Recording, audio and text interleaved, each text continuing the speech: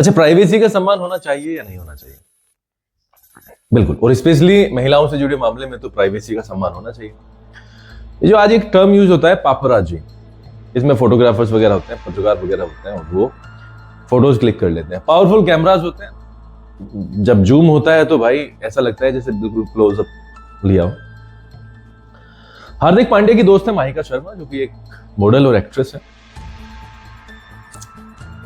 हार्दिक पांड्या ने पापराजी को, इन जैसे लोगों को बहुत सुनाया कल। उसका सुनाने का रीजन ये था कि उनके जो दोस्त हैं वो कहीं पर गई होंगी और उनकी परमिशन के बिना फोटोज लिए गए और वो इंटरनेट पर वायरल कर दिए गए। हार्दिक पांड्या का ये कहना है कि ठीक है, सेलिब्रिटी चीजों को आकर्षित करते हैं, लेकिन निजता का सम्मान होना चाहिए, प्राइवेसी का सम्मान होना चाहिए, स्पेशली महिलाओं के केस में। And everybody thinks like that. यार, बिना परमिशन के आप फोटोज को चलो क्लिक कर लिए हैं, आपने उनको कैसे डाल सकते हो आप इंटरनेट पे?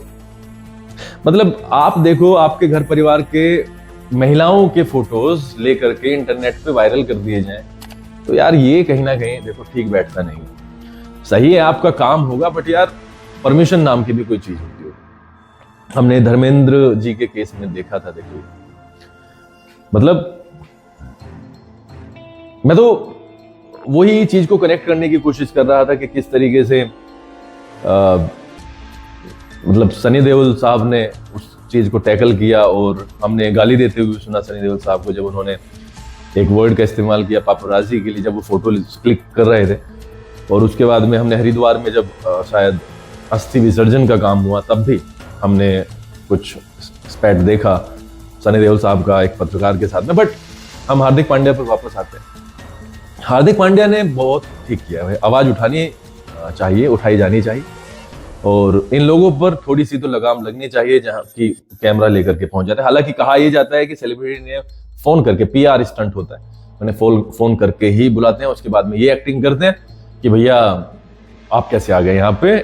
मतलब वो पूरा का पूरा एक साइकिल है आकर्षण में बने रहने का, सुर्खियों में बने रहने का। बट यहाँ पर मैं फिर से महिलाओं के ऊपर वापस आऊंगा कि अगर आपके परमिशन के बिना फोटोज क्लिक हुए हैं और वो सोशल मीडिया पर आपकी परमिशन के बिना डाले गए हैं, तो यार कहीं ना कहीं, और वो दूसरे को उससे ऑब्जेक्शन भी है जिसके फोटोज डले, तो यार कहीं ना कहीं ये अब क्वेश्चन मार्क ये डालता है कि यार क्या ऐसा होना चाहिए? पापराजी को भी सोचना चाहिए, उस व्यक्ति को भी व्यक्तिगत लेवल पर ये सोचना चाहिए कि यार क्या मैं ठीक कर रहा हूँ। और आपने देखा होगा कैमराज ये कहाँ पे लगाते हैं, किस किस तरीके से ये क्लोजअप लेते हैं, जो कि that's wrong. I don't find it very, अब मैं क्या बोलूँ यार, मतलब अब चीजें चल रही हैं। अब अभी कई बार ऐसा होता है कि जो मार्केट में बिकता है वही भैया वो बनाते हैं, कंपनी प्रोडक्ट वही बनाती है जो मार्केट में ज्यादा डिमांड होती है। मे बी ये हो सकता है।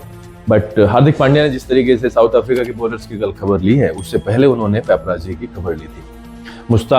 शहीद मुश्ताक अली ट्रॉफी में भी उन्होंने 42 गेंदों पर 77 रन बना करके बॉलर्स की बकिया उधेड़ दी, उसके बाद में पापराजी की उधेड़ दी, और कल साउथ अफ्रीका के बॉलर्स की भी उधेड़ दी।